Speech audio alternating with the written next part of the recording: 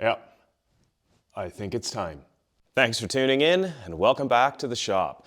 This is our 2013 Mitsubishi Fuso FG that I'm very slowly turning into an overland camper. And while it would never be an issue sitting in my shop or driving out to the driveway, right now the camper box is just sitting on top of the flat deck.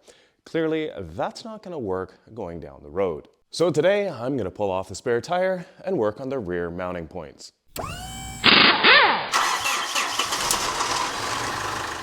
As I mentioned in a previous video,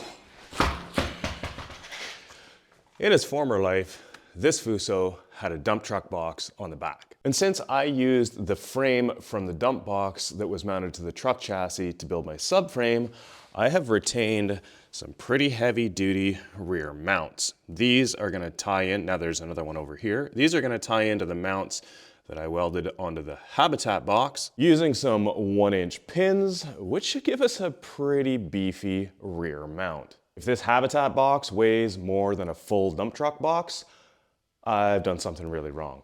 Now, before I can just drill some holes and put some 1-inch pins through, I need to make sure absolutely that this Habitat box is exactly where it needs to be, because right now, I still have a little bit of a gap at the front between the headache rack and the box. It's not much, but I've got a little bit of overhang at the back, which means the whole thing needs to go forwards.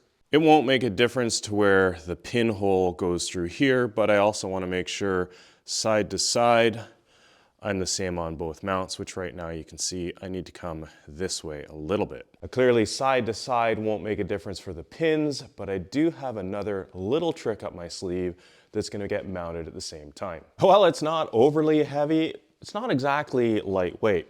So how do I move this box about a 1/2 inch forward? Well, you put in the jacks and you take off a little bit of weight.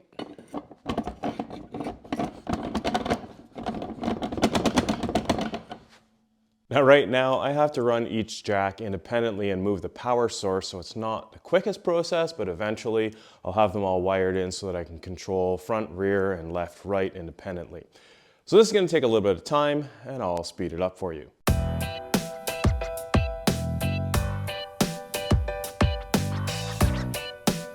I've probably gone a little bit farther than I need to. I don't really need to lift it off, I just need to lift it up so that I'm reducing the friction between the bed and the bottom of the box, which I've clearly achieved because I can move it around side to side now, and I can also push it in and out. So the legs aren't the most stable, but it can't go anywhere as it is right now. What I need to do now is move it to where I want it to be, stop it from moving front, back, side to side, and then lower it back down again. This is pretty straightforward on the back. I want pretty much a 1-inch gap here, and I've just put 2 pieces of 1/2 inch plywood there.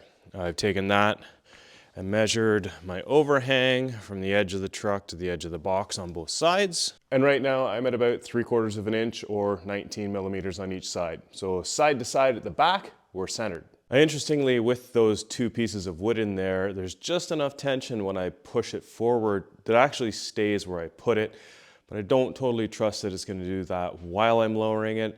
So all I've done is take a pry bar, used it to push forward against this part of the frame here, and then I've pulled it back underneath using a ratchet strap. So that gets us in the right place, both side to side and forward backwards at the back. And now all I need to do is check side to side on the front, and then we can lower it down again. I don't need to get the front in exactly the right place now because I'm going to lower the back first, and then I can tweak the front as it comes down. But to know that I'm in the right neighborhood, I've just put a piece of 1/2 inch plywood that slips up underneath this edge.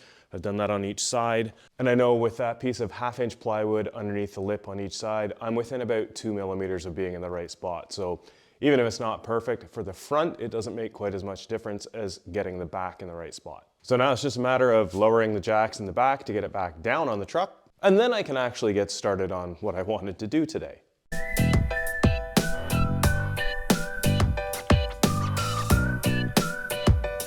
Both jacks are now off the ground, so there's no weight on the rear jacks. And as you can see, we've got a nice flush and a little bit of a gap. We've got 26.5 millimeters here, flush, a nice gap, and I think we're 27 there.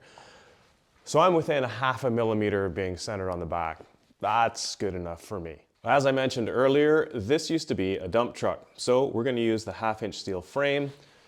We're gonna place a 1-inch pin, which is the same size as original, through the steel, through the aluminum, and then there's another one of these steel plates about 4 inches over here. But before I drill that hole, there's one more thing that I want to do. And this may sound a little crazy to you, but hear me out, it'll make sense in the end. I'm going to install some overcenter latches.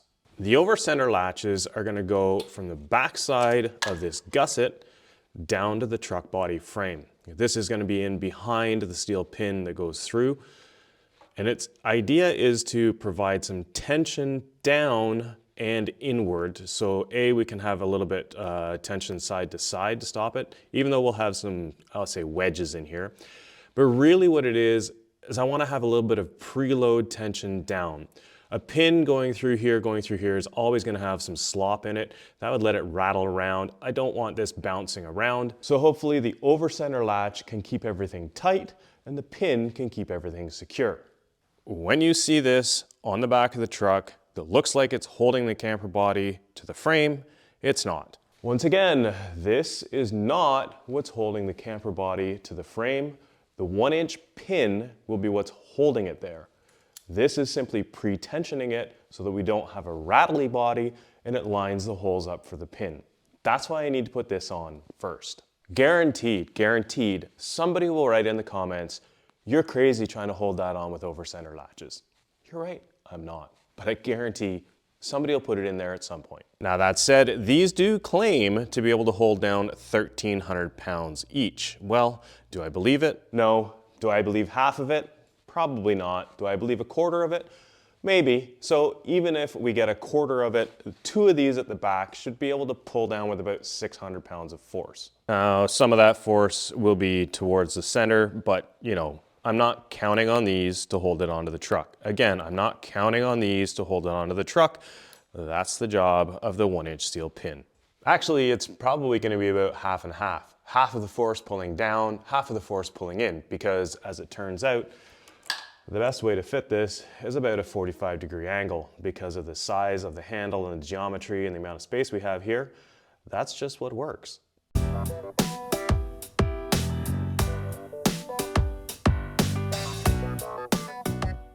I'll get a nut on the back of that so this is kind of snug and can't rotate. Check my angle, and then drill the other hole.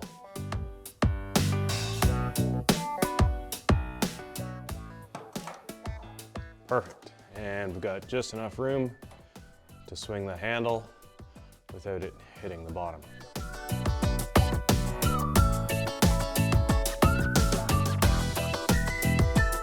In order to know exactly where on the back side I need to put this hook, I'm actually just going to drill the holes with it on the front.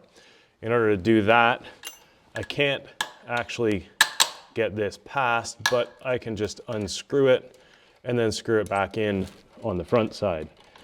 Once I put this together permanently, one of the things that I will probably add, but I'm not 100% yet, is a lock nut on this. There's nothing stopping this from loosening other than the fact that it can't turn when it's attached. So my history of using these, I would definitely have a lock nut, but at the same time, my history of using these, they were something that got done up and undone frequently, so more likely that they could change. What it does do is, if I open this up to take the camper box off and drive the truck around without that done up, it stops it from moving in and out or coming off completely, which would basically end up changing the amount of tension that I have, things like that. So we're looking to be around there. I do have some adjustability here. What I don't want to do, I can always shorten the threaded section on here if I end up with too much on that side, but what I don't want to do is be too far that way. So we're looking right about there. I'm going to take a quick measurement from the edge to here, flip it to the back side, and make sure we're in the right range. And with a quick measurement, it looks like we're good. So now I'll drill those 2 holes and mount the clip.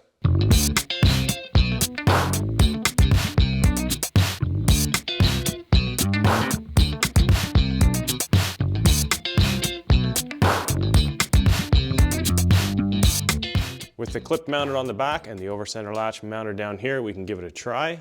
So we can swing the latch out, hook it on the back, a little bit hard to see.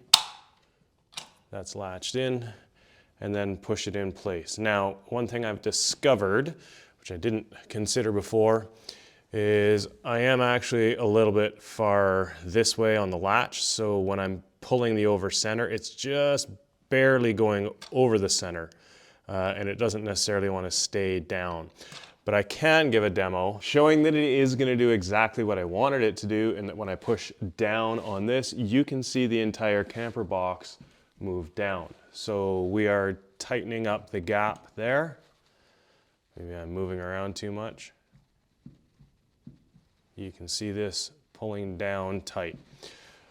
So it's doing what I want it to do, but I am going to need to make a spacer block on the back side to push the hook farther in, so this is more of a straight line pull. I don't know if you've ever realized this, but one of the things that's really nice about YouTube is you can actually time travel, because moments ago for you, I had a problem and I have now resolved it. I put a 1/2 inch spacer block in the back here, and now the overcenter latch snaps into place. A couple of minutes for you and a couple of hours for me, but here we are. Now I've still got to do the other side, and I could potentially make this even better by putting a spacer block behind this, but for now I think it's okay. Now I'll film this again because I was holding the camera in my hand before, but watch right here. When I tighten this, you'll see this move down nice and tight, or tighter. Anyway, now we've got tension here. If I put the pin through, it should be easy to slide the pin in and out to hold it in place because the holes will be lined up, but it also shouldn't rattle on the pin because the overcenter clamp will hold everything nice and tight. So now I just have to repeat everything on this side.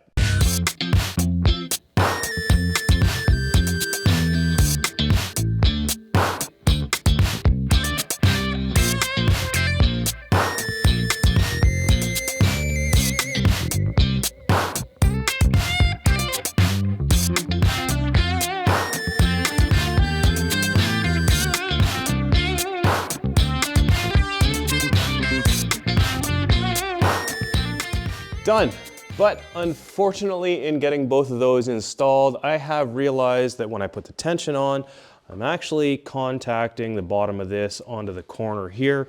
And I knew I was going to have to trim this. I've had this marker on here for years, but now I need to make sure that's trimmed before I drill this hole, because if I put tension on and it goes lower, then this hole won't line up. And once I get this trimmed, I may find that I need to wind this down a little further, and I already need to trim the bottom of the threads off because they're hitting the head of the bolt. Worth noting that those are designed to be used with a flathead screw, so kind of countersunk into the part, and I've chosen not to do that because I think I get a bit more strength with a regular hex head bolt. So I have a little bit less clearance there than I would normally have, but once I trim the back of that off, everything will be fine. Unfortunately, the proper way to make that trim on the piece and adjust it is to actually slide the camper off again.